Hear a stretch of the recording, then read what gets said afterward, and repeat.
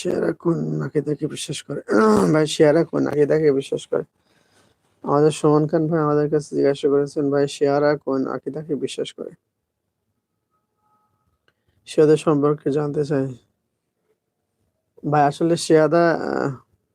শিয়াদের মধ্যে অনেকটা ভাগ আছে। মনে করেন ওদের ভিতরে বিভিন্ন দল আছে।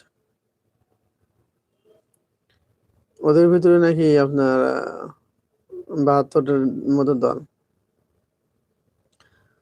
তো ওদের দলের ভিতর থেকে কিছু কিছু দল আছে, মানে কিছু কিছু দলের আকীদা হলো এরকম যে, আলহামদুলিল্লাহ ভালো, কিছু কিছু দলের আকীদা হলো এরকম যে আল্লাহ নবী সাল্লাল্লাহু আলাইহি সাল্লামকে ওহী দিতে এসে জিবরাইল, ফেরেশতা জিবরাইল আমিন আল্লাহ নবীকে ওহী দিতে এসে, না, হযরত আলীকে ওহী দিতে এসে ভুল করে আল্লাহ নবী সাল্লাল্লাহু আলাইহি সাল্লামকে ওহী দিয়েছিল। নাউজুবিল্লাহ।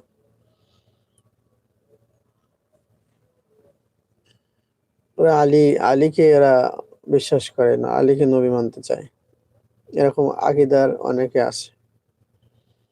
এজন্য ওরা আলী রাদিয়াল্লাহু তাআলা আনহুর পুত্র এবং হুসাইন যে কারবালায় শাহাদাত বরণ করেছিল, যে শাহাদাতের ওই যে রক্তত্ব, ওই যে খুন, ওইটার কারণে ওরা মাতম করে থাকে।